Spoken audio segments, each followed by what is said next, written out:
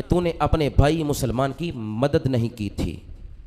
तो साहिबो, ये तो वो है जो जुल्म ना करे, मदद ना करे। उसने जुल्म नहीं किया था, ज्यादती नहीं की थी, सिर्फ उसने मदद नहीं की थी।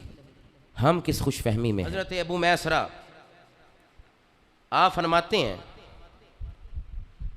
कि एक आदमी को कब्र में दफन किया जाएगा। दफन करने के बाद जब मुनकर नकीर कब्र में आएंगे तो मुनकर नकीर उसे कहेंगे हम तुझे 100 कोड़े लगाने लगे हैं। वो कहेगा मुझे माफ़ी चाहिए, मैं माफ़ी चाहता हूं, मैं ऐसा था, मैं ऐसा था। फरिश्ते 10 कोड़े माफ़ कर देंगे। फिर कहेंगे हम तुझे कोड़े लगाने लगे हैं। फिर कहेगा, इल्तिजाएं करेगा कि मुझे माफ़ी चाहिए, मैं बड़ा ही कमज़ोर था। हज़रत अबू मैसरा फरमा रहे हैं, मैं बड़ा ही कमज़ोर था, मैंने जितनी ताकत थी उतनी नमाज़ें पढ़ी, जितनी ताकत थी उतने रोज़े रखे, फिर 10 माफ़, हत्ता कि 1 कोड़ा बाकी रह जाएगा। कितने कोड़ों में से?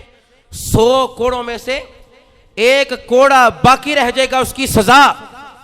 फरिश्ते कहेंगे, ए साहिब, ए नौजवान, ए गाफिल, तुझे अब ये कोड़ा ज़रूर लगेगा। जब फरिश्ते वो दुर्रा, वो कोड़ा उसे लगाएंगे, उसकी कब्र में हर तरफ आग ही आग होगी, हर तरफ आग ही आग होगी, बिच्छू ही बिच्छू होंगे, सांप ही सांप होंगे।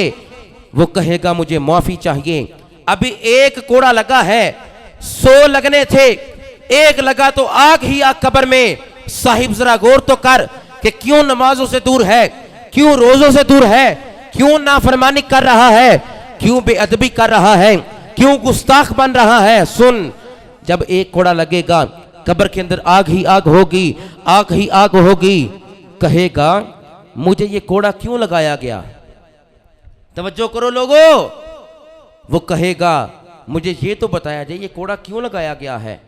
फरिश्ते मुनकर नकीर कहेंगे ये इसलिए लगाया गया कि तू रास्ते से गुजर रहा था और एक साहिब ने, एक तेरे दोस्त ने तुझसे मदद तलब की थी, तूने उसकी मदद नहीं की, ये उसकी सजा